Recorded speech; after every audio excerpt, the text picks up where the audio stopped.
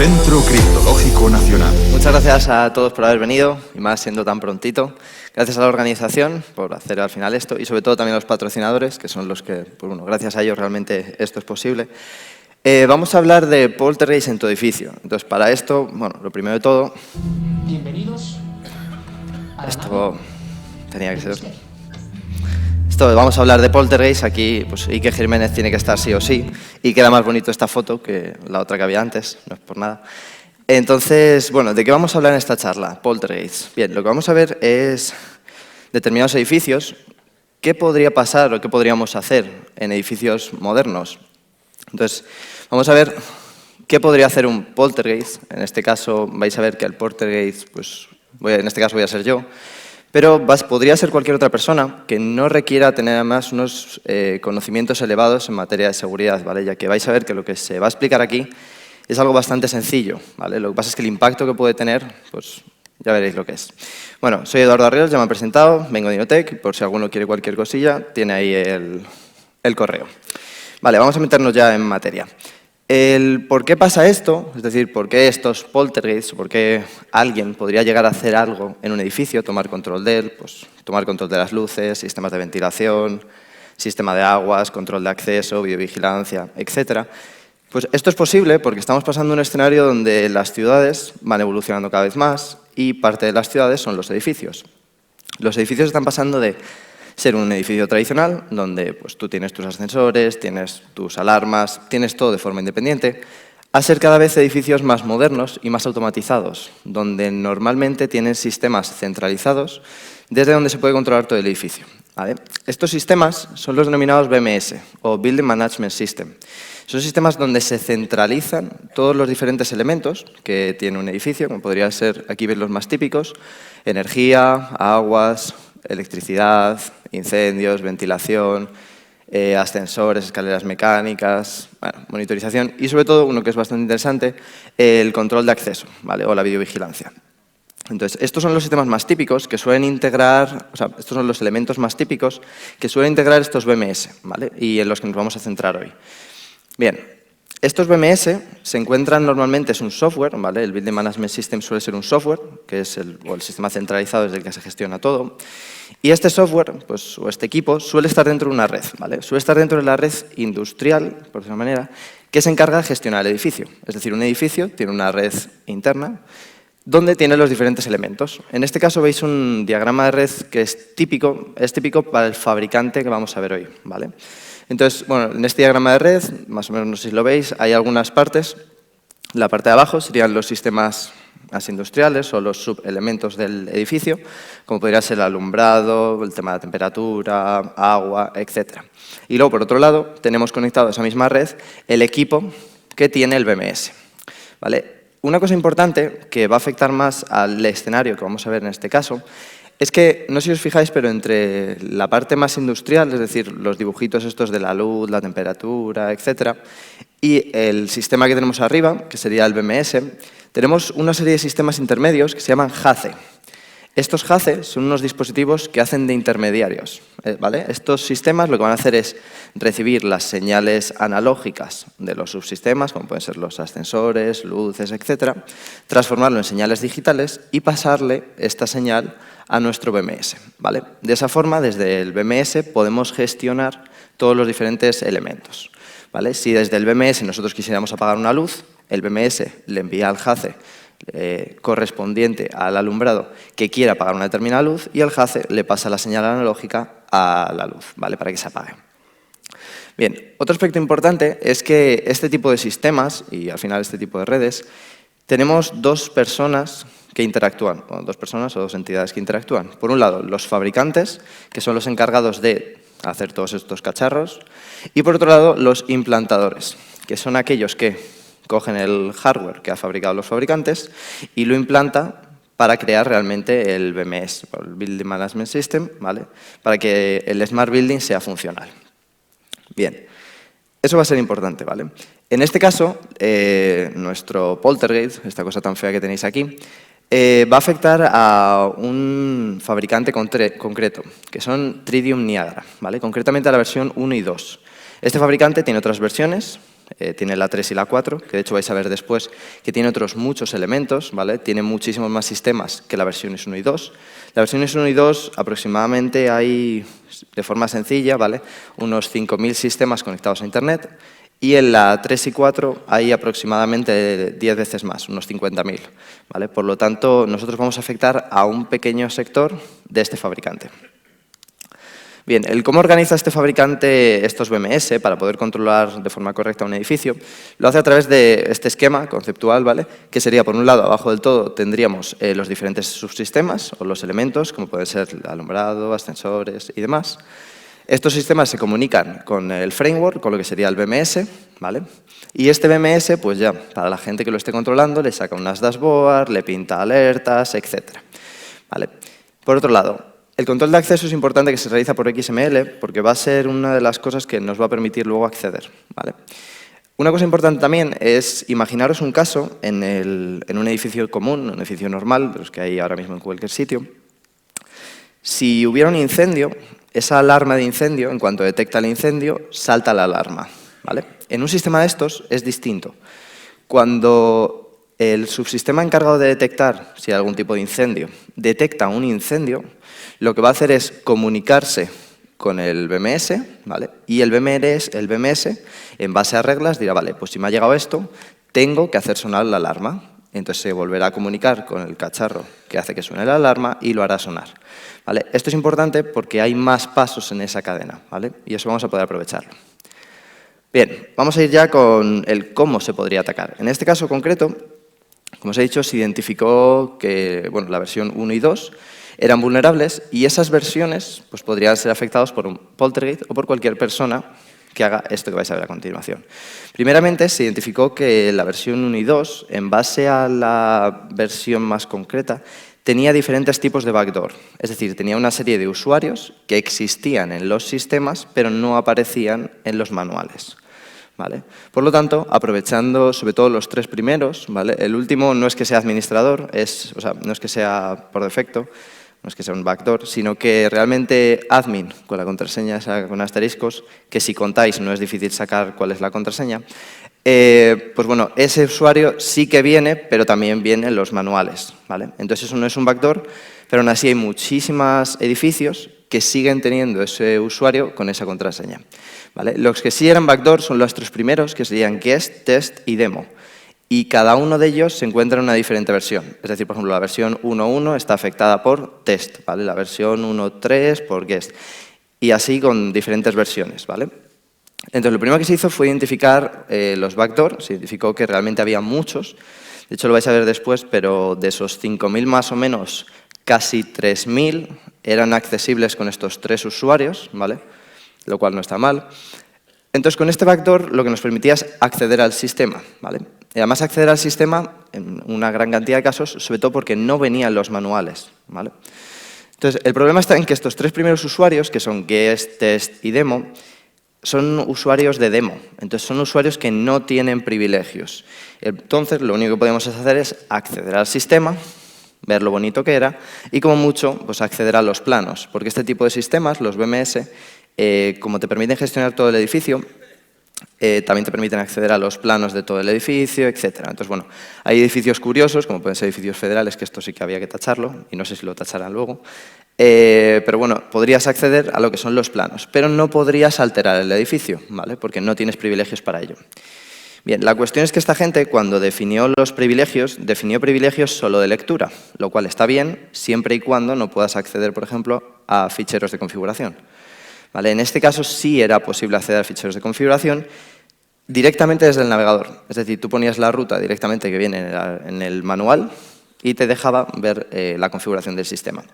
Como he dicho antes, el acceso al sistema se realiza por XML, ¿vale? Y estos XML estaban accesibles en el mismo path donde estaba la configuración del sistema. Entonces, era posible sacar cuáles eran los usuarios, el rol que tenían y la contraseña. En este caso la contraseña no iba en claro, iba cifrada. Entonces, como yo en criptografía tampoco es que se me dé muy allá ni me guste mucho, lo que hice fue seguir buscando un poco e identifiqué que en otro path lo que sí había, y también con permisos de lectura, era las diferentes librerías que utiliza el sistema. Entonces, hay librerías que me llamaron la atención, curiosamente las dos que están ahí pinchadas, que son core lo que sea, que básicamente eran las librerías que utilizaba el sistema, ¿vale? Era tan fácil como acceder a esas dos librerías y al tener permisos de lectura, lo que nos permitía era descargarnos esas librerías, ¿vale? Por tanto, había únicamente que descargarse las librerías y en esas librerías ya venían las funciones para descifrar la contraseña, ¿vale? Sin necesidad de aplicar ingeniería inversa ni nada sobre ese algoritmo de cifrado. Entonces era tan fácil como aceptaba dos cosas, que sería meterle directamente el ASCII o meterle el hexadecimal. Os creáis este poltergeist solo tendría que crearse un script tan complejo como eso, no hace falta ser programador ni nada, son dos líneas. Básicamente llamas a la librería de descifrado, metes la clave ya sea en ASCII o en hexadecimal y te mete directamente, o sea, te saca cuál es la contraseña. Con esto, que es tan sencillo, esos 3.000 edificios, o 2.900 y algo, que fueron en su día cuando realicé la investigación, con solo esto que habéis visto, ya se podía tomar control de esos 2.000 y pico edificios, ¿vale? Pudiendo hacer bastantes cosas interesantes, como podría ser tema de alumbrado, cortar la electricidad, acceso al control, bueno, lo que sería el control de acceso, videovigilancia. Cada sistema tenía una serie de subsistemas integrados, ¿vale? Pero bueno, era curioso. Aquí ya teníamos, por decirlo de manera, control del edificio. Bien, vamos a ver ahora lo que os he comentado, así de forma muy rápida. En cuanto a la organización de sistemas, posteriormente sí que investigué un poco, pero para dejarlo de forma simple, utilizando buscadores como Shodan, sencillamente con 5 o 6 búsquedas es posible localizar unos 5.200 sistemas de la versión 1 y 2, y unos 53.000 más o menos, 54.000 de la versión 3 y 4. El problema está en que hasta ahora nosotros, este poltergeist, solo tenía únicamente acceso a parte de las versiones 1 y 2, ¿vale? Entonces, la versión 1 y 2, si son 5.000 y la 3 y 4 son 10 veces más, era más curioso, o me llamaba más la atención, llegar a entrar en esa versión 3 y 4. Pero bueno, eso lo vamos a ver ahora. La cuestión es que estos sistemas son los que se pueden identificar con 5 o 6 búsquedas simples en Shodan. Pero si nos ponemos más tiquismiquis y buscamos un poco, realmente con unas 22, 23 sí que podemos sacar más sistemas. ¿Por qué? Porque muchas veces estos sistemas, dependiendo de la versión, el banner que nos daban era distinto, ¿vale? Entonces muchas veces con una búsqueda genérica no encontrábamos determinadas versiones. Pero bueno, en cualquier caso, lo que sí me gustaría destacar es esto que aparece aquí. Y es eso. Cuando en 2012, me parece 2013, salió una vulnerabilidad que afectaba a estos sistemas, a Tridium Niagara, concretamente afectaba a la versión 3, que es de los sistemas más desplegados de Tridium, ¿vale? Y lo que se hizo fue una investigación, bueno, se hicieron bastantes investigaciones a posteriori, porque esta vulnerabilidad pues, bueno, fue identificada y se vio que había un data center de Google que estaba afectado, etc. Entonces, fue bastante sonada y lo que hizo ciertas compañías es hacer una investigación para ver cuántos o cuál era la cantidad de sistemas que realmente tenían instalados sistemas Tridium Niagara. Y lo que vinieron a decir es que había en torno a unos 11 millones de dispositivos en 52 países, ¿vale? La mayoría de esta investigación se centra en dispositivos que han sido accedidos o que podrían ser accedidos a través de Internet, pero hay muchos más sistemas. De hecho, cuando se identificó esta vulnerabilidad, fue haciendo un ejercicio de intrusión y en ese caso el sistema fue identificado a través de una Wi-Fi. No sé si habéis visto antes, en el esquema de red, parte de los HACE no van todos conectados por cable, muchas veces van por Wi-Fi, porque hay subsistemas del edificio que por dónde están montados o por lo que sea, son de difícil acceso como para estar tirando cables, ¿vale? Y lo que se hace es utilizar la Wi-Fi. Entonces, muchas veces estos sistemas montan redes Wi-Fi que pueden ser vulnerables, ¿vale? Como en el caso en el que se identificó, era una red web, tú accedías y estabas directamente en la red interna o la red industrial, ¿vale?, de este edificio, ya pudiendo tomar control de él y demás. Entonces, hasta el momento tenemos unos 3.000 edificios, bueno, 2.000 y pico, edificios vulnerables de los 5.000 que hemos identificado. Pero habría muchos más. Vamos a ver algunos tipos. Bueno, la gracia de estos monigotes ahí es que estos poltergeists podrían ir allí aunque no estén conectados a Internet. Es decir, si vosotros sabéis que un determinado edificio tiene Tridium Niagara, se podría ir allí aunque no esté conectado a Internet y ver si es posible, una de dos, o pincharse a la red o acceder a la red Wi-Fi para tomar control del edificio de la misma forma, ¿vale? Lo que vamos a ver ahora son algunos ejemplos de empresas que podrían estar afectadas. Algunos ejemplos serían, por ejemplo, empresas privadas. Obviamente suelen ser empresas grandes. Este es un ejemplo. También he visto bastantes entidades bancarias, ese es otro ejemplo. Esos dos edificios, que son bastante majos, pertenecen a un banco de un país también bastante desarrollado. Concretamente son estos edificios. Y en este caso lo que se podía es tomar control del edificio completo, ¿vale? Era un banco y se podía acceder al control de acceso. Es decir, tú podías literalmente abrirte una puerta. Podías acceder al sistema de videovigilancia, al alumbrado, electricidad, etc. ¿Vale? Luego había casos más curiosos, que estos fueron a mí los que más me llamaron la atención, también por el peligro que creo que podría tener, que son hospitales o centros médicos. En este caso pues es uno por ahí yanqui, pero en este caso es español y es de aquí. Bien, esto ya está solventado, ¿vale? Porque se avisó hace ya tiempo y la mayoría de estos sistemas en España ya están solventados, ya no son vulnerables, pero en este caso era un hospital de aquí de España. Y a mí esto sí que me daba bastante miedo porque tú podías cortar, por ejemplo, la electricidad en un quirófano, o podías cortar la electricidad en una UBI, o podías cortar la electricidad incluso en determinadas salas. Es decir, esto a mí se me venía a la cabeza que tú, imagínate que tú quieres hacer algo malo, si es por la noche, tal vez una persona que esté ahí enchufada no tiene la luz encendida, solo tiene el cacharro encendido. Si a esa sala le cortas la electricidad, esa persona posiblemente la palme, ¿vale? Y no sería fácil identificarlo. De todas formas, luego vamos a ver que esto, es decir, si nosotros ahora mismo apagamos una luz, en el BMS aparecería que esa luz realmente está apagada. Bien, eso vamos a ver que luego se podría modificar, ¿vale? ¿Qué más tipos de edificios tendríamos? Aeropuertos. Esto ya me han dicho que creo que van a quitar el nombre, me parece bien. En este no se ha accedido, ¿vale? Hace poco me tocó viajar a Colombia y pues estaba realizando esto y dije, pues yo a medida que iba a un sitio iba probando a ver si había o no aeropuertos. Y en este caso, el aeropuerto de Cartagena pues sí tenía este tipo de sistemas. No se entró, así que se puede quitar. Este es un aeropuerto diferente, que aquí no se ha puesto el nombre, ¿vale? Pero en este caso sí que se accedió al aeropuerto y, de hecho, tanto entidades bancarias como aeropuertos sí que hay unos cuantos, ¿vale? De los sistemas en los que estuve haciendo pruebas, había unos cuantos. Los aeropuertos también me parecía un poco peligroso. Imaginaos que cortáis la electricidad de todo un aeropuerto, pues seguro que por lo menos los que van a aterrizar se estampan. Pero bueno, se podría hacer también bastantes más cosas. Más cosillas que tenemos. Entornos industriales, ¿vale? Aquí tenéis un ejemplo, que era una central eléctrica, aunque también había otro tipo, pero sobre todo en cuanto a entornos industriales, lo que más se identificaron fueron centrales eléctricas. Luego, cárceles. Esto vino de ver Mr. Robot, no sé si alguno lo ha visto, cuando vi, y si no estoy haciendo un spoiler así de grande, pero bueno, tiene algo que ver Mr. Robot con la cárcel. La cosa es que cuando estaba realizando la investigación, me dio por mirar y dije, joder, a ver si hay alguna cárcel, que eso sí que estaría interesante, decir voy a abrir una celda, eso típico de película, pero no había ninguna, o no que identificar a primera vista. Vale, lo que sí que vi es, buscando por internet, había un documento, este que habéis visto ahí, que lo que dice es que hay un determinado estado en Estados Unidos donde se han desplegado este tipo de sistemas en las cárceles, ¿vale? Pero las cárceles no estaban conectadas a Internet, por lo tanto no me iba yo a desplazar a Estados Unidos para hacer nada en una cárcel. Pero buscando por ahí, aparte de posibles cárceles, lo que también había son departamentos de policía. Y concretamente el documento ese que habéis visto decía que el control de ese BMS que tenían instaladas las cárceles dependía directamente del departamento de policía. Curiosamente, en ese estado, el único sistema que había de estos era el departamento de policía, ¿vale? Entonces, sí se podría acceder al departamento de policía y vais a ver luego que utilizando otras técnicas sería posible llegar a pivotar a la red interna y de ahí pues, bueno, ya requeriría tiempo, pero podría llegar a ser posible a tomar control de esas cárceles. Y bueno, aparte de esto, también otros edificios así curiosos pues podían ser edificios gubernamentales o que pertenecieran a gobiernos, ¿vale? En este caso Estados Unidos, ahí está muy bonito. Bien.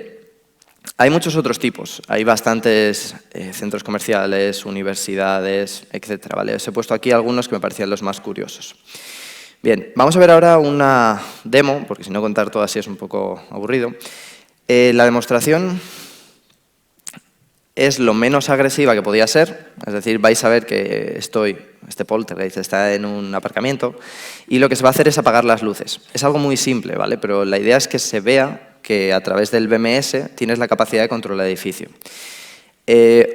Obviamente se podían hacer muchas más cosas, de hecho se me ocurrió y hice un pequeño amago de programar un script que te permitiera como jugar al Tetris con las ventanitas, pero no era muy discreto. Entonces, pues alguno podía identificar el edificio y buscarme problemas. Entonces, bueno, ahí lo que se ha visto es básicamente lo que sería el panel del BMS y se ve una serie de botones. Tú solo tienes que pulsar el botón, es decir, apagar luces.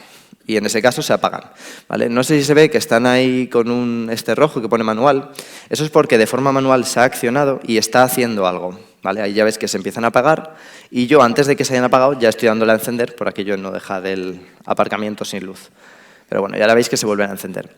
Este delay que tienen es debido a los sistemas JACE, ¿vale? Lo que habíamos visto antes. Estos sistemas intermedios tienen un pequeño delay. Cuando tú mandas una acción de quiero que me apagues la luz, esa señal llega al JACE, el JACE se espera un rato, y la manda al sistema que realmente controla esa luz. Y luego, de vuelta, hace lo mismo, espera un rato y luego te devuelve la señal que te actualiza el estado en el BMS. Y esto va a ser importante ahora. ¿Por qué? Porque ahora, imaginaros, si este JACE tiene un delay, ¿vale? La forma de funcionar realmente es, nosotros recibimos una señal del JACE, están las luces como locas, recibimos una señal del JACE y lo que hace el BMS es guardar el estado en una base de datos.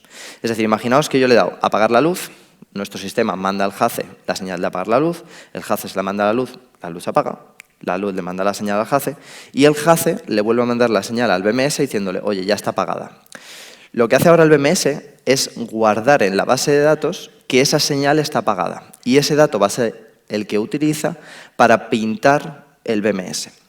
¿Qué ocurre? Pues que estos señores, la verdad que no se lo ocurra mucho, por lo menos la versión 2 y 3, y pues bueno, te permitían directamente desde la web tener un panel que te permitía tocar la base de datos. No solo hacer un select para obtener información, sino también te permitía hacer update y al final modificar la base de datos. ¿Qué se puede hacer?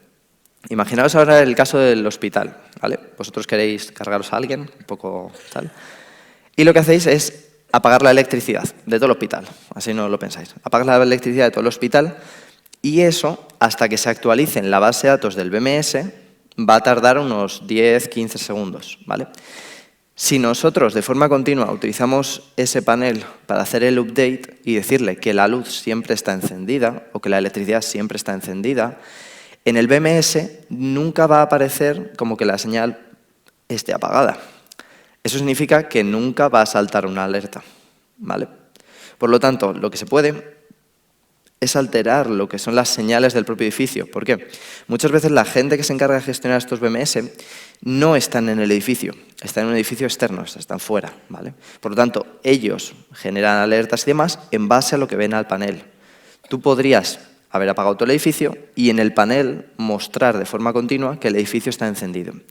Como habíamos visto antes, cuando os he puesto el ejemplo de la alarma de incendios, pasaría un poco lo mismo. Imaginaos la alarma de incendios, que provocáis un incendio.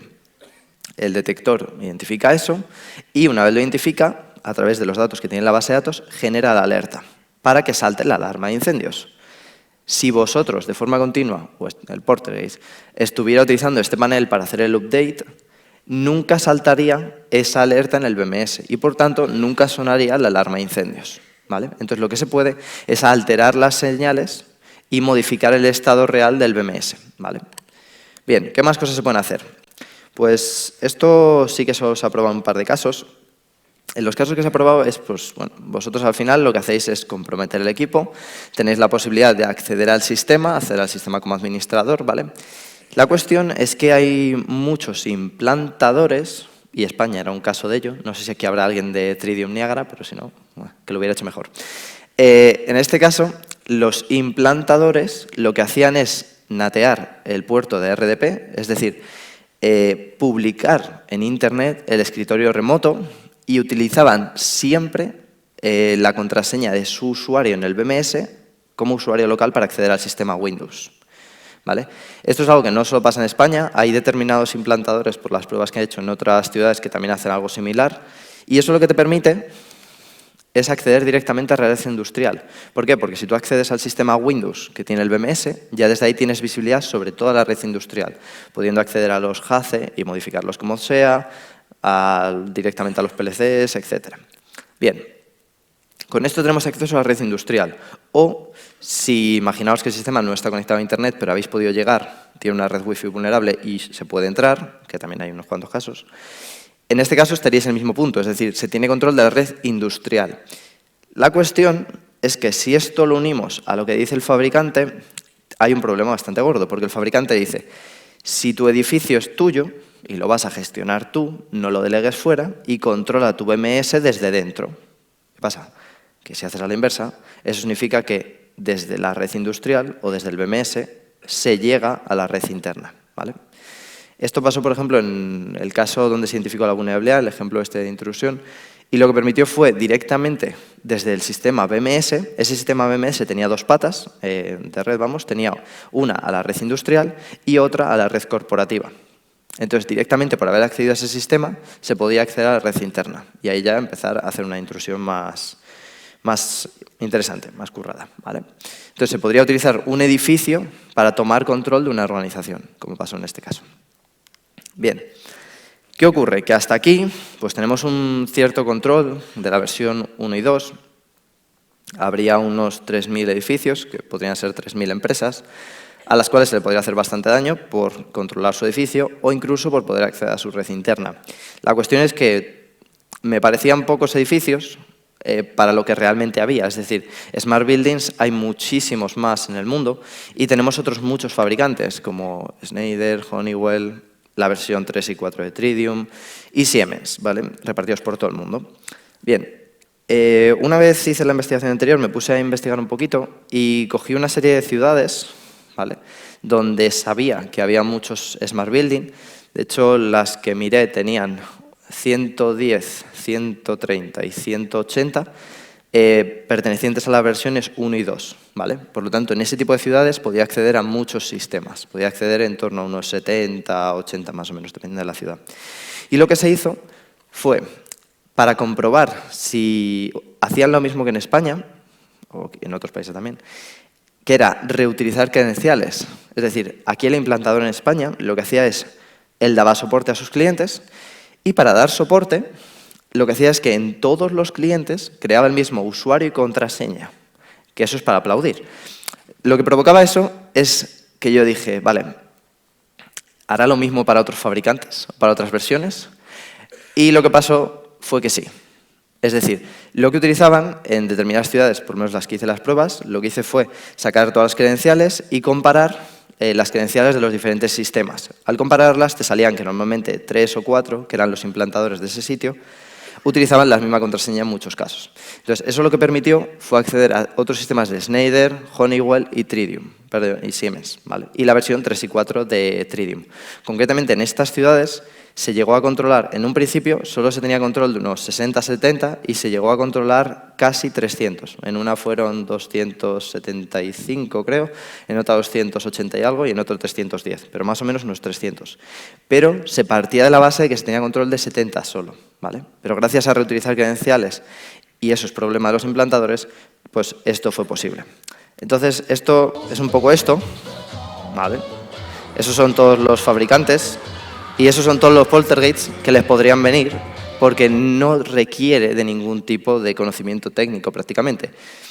Yo creo que más o menos estas serían los pobres fabricantes, que no es por meterme con ellos, pero el de Tridium ya sabe que le han zumbado y tiene la cara de mierda, me vienen otra vez. Y los otros son nuevos porque los pobres no tienen sistemas vulnerables, pero por haber confiado en ciertos implantadores sí pueden llegar a ser vulnerables, ¿vale? Y en este caso en las 3 ciudades pues era lo que pasaba. Y ya para terminar, lo que también creo que tendría bastante repercusión, lo que se podría hacer es, por ejemplo, en estas ciudades, al final, la que más se tenía, la que estuve haciendo pruebas, que más sistemas accesibles había, eran algo más de 310. Tener control de 310 sistemas en una ciudad te puede permitir desplegar bastantes poltergeists, ¿vale? Y realizar acciones coordinadas. Es decir, en ese caso, por ejemplo, había un aeropuerto, había 2 hospitales, había 5 entidades bancarias o 5 edificios de bancos y luego, pues bueno, colegios, centros comerciales, etc. Pero lo que sí que se podría es, con esta capacidad, llegar a hacer algo sobre la ciudad. Da igual que la ciudad sea una Smart City o sea una ciudad normal. La idea es que te podría servir a ti para hacer bastantes más cosas, ¿vale? Imagínate acceder a esos edificios y cortarles a todos la luz. O, bueno, aquí que cada uno piense un poco lo que se le ocurriría. Pero con ese acceso se podría hacer bastante. Y Lo clavo, justo. El tiempo clavo. Vale, bueno, pues la presentación estaría. Espero que os haya gustado. Bueno, es un resumen bastante rápido. No me metió tampoco mucho en detalles técnicos, pero si cualquiera quiere saber más, me escribe un correo, me pilla por aquí y listo. Yo por mi parte, está.